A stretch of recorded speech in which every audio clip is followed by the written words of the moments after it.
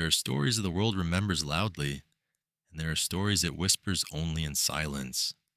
Tonight, we enter one of those quieter echoes of history, Australia's stolen generations, children of silence. This is not only a story of laws and governments, but of families torn apart, of children taken from the arms that held them, of voices silenced yet never forgotten.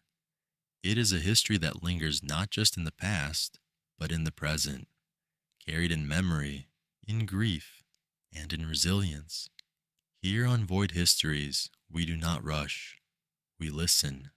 We reflect. We move gently through the shadows of what was lost and what still remains. So settle into the stillness of this moment. Let the night hold you as we begin this quiet journey together, a journey through wounds, through memory, and through the silence that still speaks. Australia's stolen generations, children of silence. There is a land at the far edge of the world, vast and old, where the earth breathes in rhythms older than memory. Before the tall ships came, before the foreign flags claimed dominion, this land was alive in a harmony that seemed unbreakable. The skies stretched endlessly, painted with stars that told stories, and the soil carried the footprints of ancestors who had walked there for tens of thousands of years. This was Australia, a continent not silent, but filled with the music of belonging. For countless generations, the First Nations people lived in deep connection with the land. Every river carried meaning, every tree was a teacher, and every stone bore witness to a history that reached beyond imagination. They told stories not with paper and ink, but with song lines, sacred paths across the earth that held knowledge, memory, and guidance. To live was to be part of an unbroken thread, a fabric woven of kinship, of responsibility, of respect. Life moved with the seasons, the hunt, the gathering, the ceremonies of birth, death, and renewal. In this way, each dawn was not merely another day, but another chapter in the endless conversation between people and the earth. Imagine sitting by a fire under a wide night sky. The flames crackle softly, sparks rising into the dark like small stars returning to the heavens. Around you, children listen with wide eyes as elders speak in voices that are both gentle and firm. These voices carry not only stories, but wisdom, lessons on how to live, how to honor, how to endure. Each story ties the present to the past, reminding every child that they are not alone, but part of something larger than themselves. In this silence, there is peace. In this silence, there is wholeness. And yet, even in this deep calm, history waits. Beyond the horizon, sails are rising, white against the blue of the sea. They move slowly at first, distant, almost harmless, like birds drifting across the waves. But these ships carry more than travelers. They carry laws that no one here has spoken, ownership no one here has granted, and ambitions that no one here has invited. With their arrival, the rhythm of the land will begin to change. But in this opening, let us remain for a while in the world before that change. Let us honor the quiet beauty of a people who knew who they were, who carried their ancestors within them, who sang their children to sleep with lullabies older than empires. Let us stay with the heartbeat of a land unbroken, where silence was never emptiness, but fullness. A silence filled with songs, with laughter, with the small footsteps of children learning the ways of their people.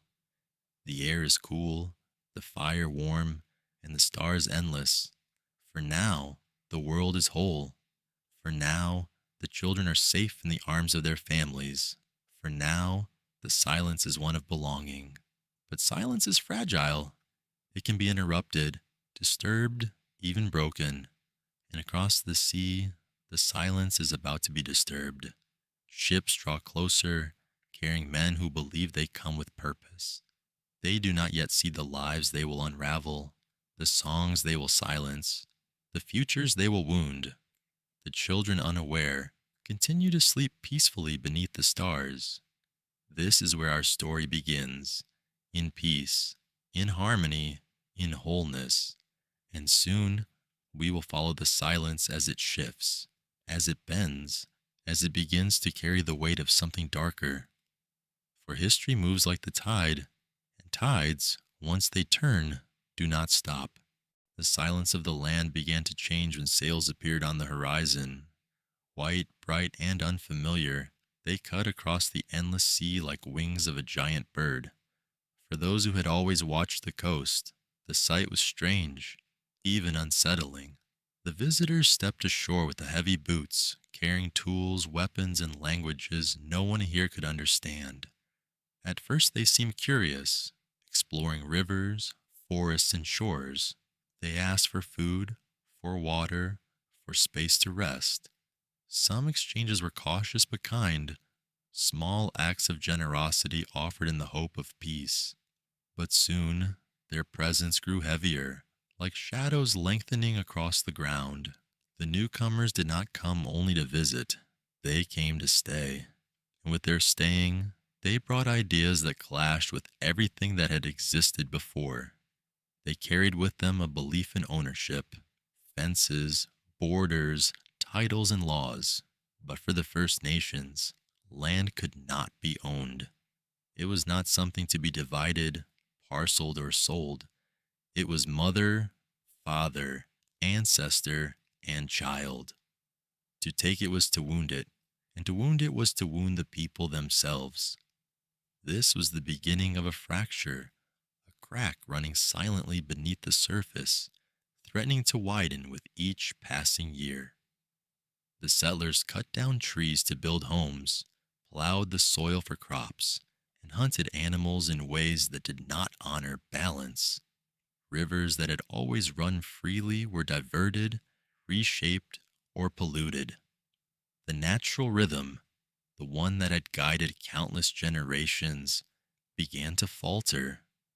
Families watched as the land around them shifted into something they no longer recognized. The songs of the earth grew fainter, drowned by the noise of axes, guns, and voices shouting in a tongue not their own. There was also the matter of power. The settlers carried weapons, and behind those weapons, a system, a government far away, claiming dominion over a place it had never seen. Laws were declared without consent, and punishments were enforced without understanding. What had been free became restricted. What had been whole became divided. The silence of belonging gave way to the silence of confusion, of loss, of quiet fear. Some communities tried to adapt, offering cooperation, sharing knowledge of plants, waters, and pathways. But such generosity was rarely met with respect. Too often, it was met with exploitation, with condescension, with disregard. The settlers did not see equal partners before them. They saw subjects to be controlled, obstacles to be removed, and in some cases, threats to be eliminated. And so the first conflicts began. They were not always loud battles, but they were felt deeply. Families displaced, hunting grounds destroyed, sacred sites desecrated. What was once certain became fragile, uncertain. Whispers of resistance stirred, like small flames trying to hold back the dark. But the imbalance of power was stark, and the weight of colonization pressed heavier with each passing season. Yet even in these early days of conflict, there was resilience. The people held on to their stories, their ceremonies, their connection to the land. Around fires, they still spoke of who they were, still sang the old songs, still taught the children. Though silence pressed down, it did not fully extinguish the voice of the land or the spirit of its people. But the silence was changing, deepening, shifting. What began as unease would grow into confrontation, into struggle, into loss that echoed through generations. The first conflicts were only the beginning. Soon resistance would rise, louder and more desperate against a power that seemed unending. And so, the tide moves us forward from quiet disruption to open struggle. The silence will not remain still. It will crack, it will cry out, and it will carry us into the first struggles of a people fighting to hold on to their world. When the silence of the land grew heavy with intrusion, it did not remain unchallenged. From the forests, from the deserts, from the coasts, voices began to rise. Resistance was not always grand, not always organized in the way history books preferred to remember. It was quiet, determined, deeply human. Communities bound to their lands by ties older than memory sought to defend what was theirs, not only the soil beneath their feet, but the dignity of their way of life. At first, resistance came in small acts, refusing to leave sacred places, continuing to speak in native tongues even when forbidden, teaching children stories in whispers away from the ears of strangers. It was the planting of seeds in secret, the passing of songs in the night, the insistence that heritage would not be erased so easily. But soon, as pressure grew, so too did defiance. Spears were lifted against rifles, courage against overwhelming firepower. In these moments, hope and grief intertwined, for every act of resistance carried the risk of devastation. The settlers, armed with guns, horses, and laws written in their favor, struck back with force. Punishments were harsh, collective, and often indiscriminate. Entire communities bore the weight of retaliation for the actions of a few. Villages were burned, food was taken or destroyed. Those who resisted openly were hunted down, their names turned into warnings for others. And yet, still, the spirit of defiance endured. To resist was not only to fight, it was to survive with identity intact. Imagine for a moment a small band of families retreating into the bush after a clash. Children clutching their mothers, elders moving slowly but steadily, the younger ones carrying what little they could. Behind them, the smoke of their homes rising into the sky. Ahead of them, the uncertainty of survival. And yet, in the hush of the night, someone sings, softly, quietly, a song that has always been sung, a reminder that even in loss, they are still themselves, still connected, still carrying the flame of who they are. This flame flickered across the continent. In some regions, wars erupted, not grand wars with clear battles, but scattered conflicts, brutal and unbalanced. They are often remembered as frontier wars, long drawn out struggles between peoples defending their lives and settlers determined to expand. For every spear thrown, there were many bullets fired.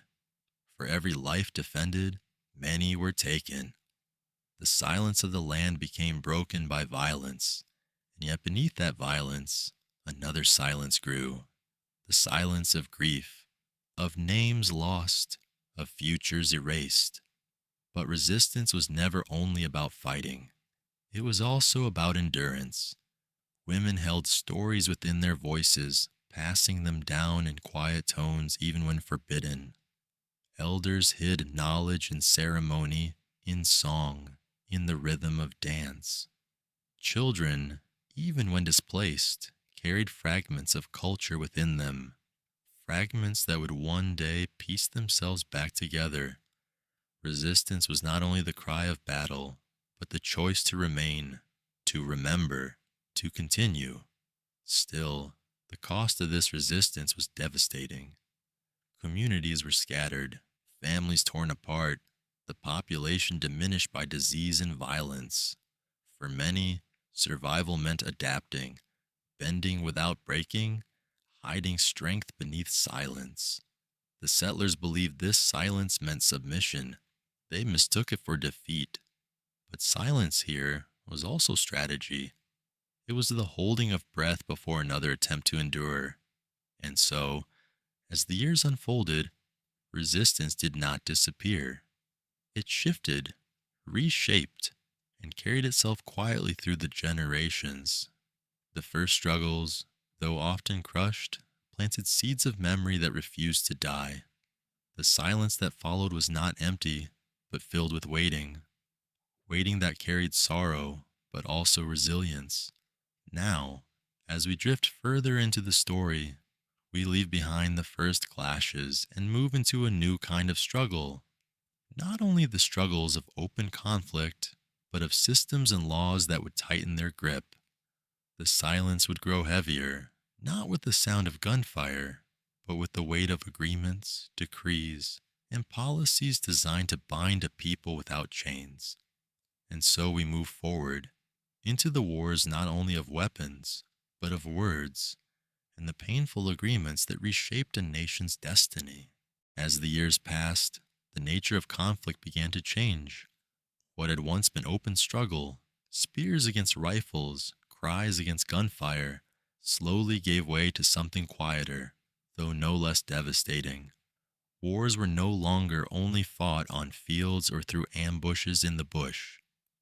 They were also fought in words, in papers, in laws written and enforced by distant powers who claimed authority over lives they did not understand. This was a different kind of battle, one that did not always spill blood, but cut just as deeply into the fabric of a people's existence. Frontier wars scarred the land. Communities were displaced again and again, villages scattered, elders silenced. Resistance, though courageous, could not hold against the overwhelming tide of settlers pressing inward. Every defeat left wounds that would ripple outward in hunger, in loss of land, in children growing up without the places their ancestors had promised them. Slowly, through exhaustion, through grief, through the sheer imbalance of power, many were forced to accept what could not truly be accepted, that the land was no longer theirs to walk freely. The colonizers spoke of agreements, of treaties, of arrangements meant to bring peace. Yet these agreements were rarely born from fairness. They were drawn up in foreign languages, sealed with signatures that few indigenous leaders understood, and enforced by governments that never intended to honor them. For the First Nations, such agreements were often a choice made under duress: survive by yielding, or risk annihilation by resisting further.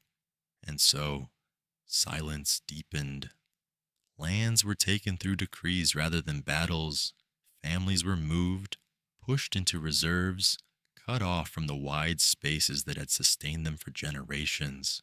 What had once been a life of roaming freely across vast country was now reduced to confinement, to rations, to dependency on the very system that had displaced them. The settlers called this order. The people felt it as captivity. Each new law tightened the grip. Hunting grounds became restricted. Ceremonies were forbidden. Languages were suppressed, mocked, or punished when spoken aloud. Children were told to learn the words of strangers and forget the voices of their ancestors. It was a war not only for survival, but for memory. To remain themselves was an act of quiet rebellion. To speak in the old tongue was a declaration of resistance. To remember who they were was a shield against erasure. But still, survival came at a price. The agreements, though unjust, left marks that endured. Generations grew up under rules they had not chosen, within systems that treated them as less than human. To exist was to navigate a world where identity was denied, where autonomy was stolen, where silence was imposed. And yet, within that silence, stories still lived, whispered at night, shared in secret, carried in song lines that refused to be broken. They endured like small embers glowing in the dark. The wars had shifted, but they had not ended. The battlefield was now the law, the school, the church, the reserve. The wounds were not always visible, but they bled into every part of life. And for the children, those born into this silence, the cost would be even greater. For soon, it would not only be land and language taken, but the children themselves, carried away from their families, from their heritage, from the arms that had once held them safe.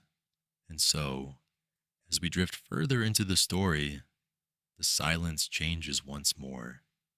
From the silence of loss to the silence of confinement, and now to the silence of absence. Silence made from children's voices gone missing.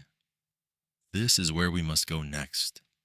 Into the deep wound of the stolen generations, the fracture that still echoes across the land today. The silence of the land deepened into something heavier, something harder to carry. It was no longer only the silence of lost battles or broken agreements. It became the silence of children's voices missing from their families, the absence of laughter, of songs, of stories passed from parent to child. This silence was not natural nor gentle. It was enforced. It was made by hands that believed they were bringing progress, but instead brought only sorrow. Officials came with papers, laws, and authority. They entered homes and communities under the banner of protection, but protection was not what they offered. They took children, sometimes with warning, sometimes suddenly, in the middle of the day, in front of desperate parents who could do nothing to stop them. These children were carried away to missions, to orphanages, to foster homes far from their people. They were told they would be given education, morality, a better life. But the life they were given was one of separation, of disconnection, of silence. In institutions, many children were stripped of their names and given new ones. They were forbidden from speaking their languages, forbidden from practicing their culture, forbidden from remembering who they were. Brothers and sisters were separated, mothers left to weep in empty huts, fathers powerless against laws that claimed authority over their own families. This was the beginning of what would later be known as the stolen generations, decades in which countless children grew up without the warmth of their families, without the songs of their ancestors, without the embrace of belonging. Imagine, for a moment, a mother standing in the doorway of her home, her arms outstretched. Strangers take her child away. She calls out in her own tongue, a cry filled with anguish and love, but the child cannot return. The child looks back, confused, frightened, their small hands reaching out. That final glance, that final cry, becomes a wound that neither mother nor child ever fully recovers from. Multiply this by hundreds, by thousands, and you begin to feel the depth of the silence that spread across the land. For the children, life in institutions was often harsh. They were taught to work, to obey, to forget. Many endured hunger, cold, punishment, and loneliness. The absence of family shaped them in ways that could not be undone. Some grew up never knowing their parents' faces. Some were told their families had abandoned them. Some carried shame for a culture they were taught to believe was inferior. And when they grew older, many felt lost between worlds, never fully accepted by the settlers, yet distanced from the heritage that was their birthright. For the families left behind, the grief was unending. Generations were fractured, bonds broken, songs and stories were interrupted. The chain of knowledge, carefully passed down for millennia, was cut again and again. Communities carried absences like shadows, gathering around fires where children should have been, whispering prayers that one day their loved ones might return. The social wounds of these decades run deep. They were not only the wounds of individuals, but of entire peoples. Trauma wove itself into the fabric of families, carried silently from one generation to the next. Parents who had been stolen as children struggled to raise their own children when they themselves had been denied the love of family. A cycle of loss, born not from their choice, but from the violence of policies designed to erase them. And so the silence grew, a silence filled with grief, with longing, with the absence of children's voices where they should have been. A silence that stretched across time, reaching even into the present. For though laws eventually changed and apologies were spoken, the wounds remain. The lost generations cannot be restored. The years cannot be returned. The silence cannot be undone. Yet within this silence, resilience still survives. Some children found their way back. Some families rebuilt what they could. Some voices rose to tell the truth, to demand that the world listen. And in their survival, there is strength, quiet but unbroken. And now, as the night deepens, we arrive at the final part of this story, reflection, a chance to sit with the silence, to honor the pain, and ask what it means for us today. And so, the story of Australia's stolen generations brings us here, to a place of reflection. We have walked through a land that once knew harmony. We have seen the arrival of strangers. We have felt the pain of battles lost and the heaviness of agreements never meant to protect. We have listened to the silence left behind by children taken from their families, and we have sat with the grief of mothers and fathers whose arms were left empty.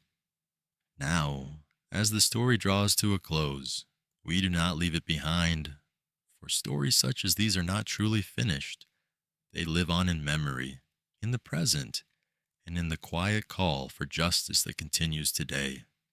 History, when told gently, is not only a list of facts or dates, it is the story of human lives, of joys and sorrows, of resilience and loss. The tale of the stolen generations is not only about policies or governments, it is about children who cried themselves to sleep in unfamiliar beds, mothers who sang lullabies to the night sky in hope their children could hear them, fathers who carried silent grief as heavy as stone. It is about the survival of culture in whispers, in secret songs, in the unbroken thread of memory. As we reflect, it becomes clear that silence has been both a wound and a companion. The silence of missing voices, the silence of grief, the silence imposed by policies of erasure, but also the silence of resilience, the quiet determination to survive, to endure, to keep even the smallest spark alive. Within that silence lives strength, a strength that has carried communities forward even when everything else was stripped away. Today, the wounds are not forgotten. Across Australia, stories are being told again. Voices once silenced are rising. Survivors of the stolen generations share their memories, painful though they are, to ensure that the truth cannot be hidden. Governments have spoken words of apology, gestures that carry weight but cannot undo the past. Families search for lost relatives, piecing together lineages broken by years of separation. The work of healing is slow, uneven, incomplete, yet it is work that matters because healing begins with truth, and truth begins with remembering. For those listening now, far from that land, the story still holds meaning. It reminds us that the legacies of colonialism are not gone. They live in laws, in cultures, in wounds carried across generations. To reflect on this story is to reflect on what it means to protect human dignity, what it means to honor the bonds between parent and child, what it means to recognize the rights of all peoples to exist, to belong, to thrive. Imagine again the fire beneath the night sky. The stars are endless above you, the earth solid beneath your feet. In the quiet, you hear voices, some sorrowful, some strong, some whispering across time. They are the voices of those who endured, those who were taken, those who survived. They remind us that even in the deepest silence, stories continue to live. They remind us that silence should not be absence, but a space for listening. And so, as we close this journey, let us carry the story gently. Let us honor the lives that were broken, the families torn apart, the generations lost. Let us remember not only the suffering, but the resilience, the survival, The courage of a people who refuse to be erased, and let us listen, truly listen, to what their silence has to teach us. For in the end, history is not only behind us, it breathes within us, shaping how we see, how we act, how we choose to love. The story of the stolen generations is not only theirs, it is part of us all. And in remembering, in reflecting, we may begin to create a future where silence is no longer made of grief, but of peace, of healing, of belonging once more.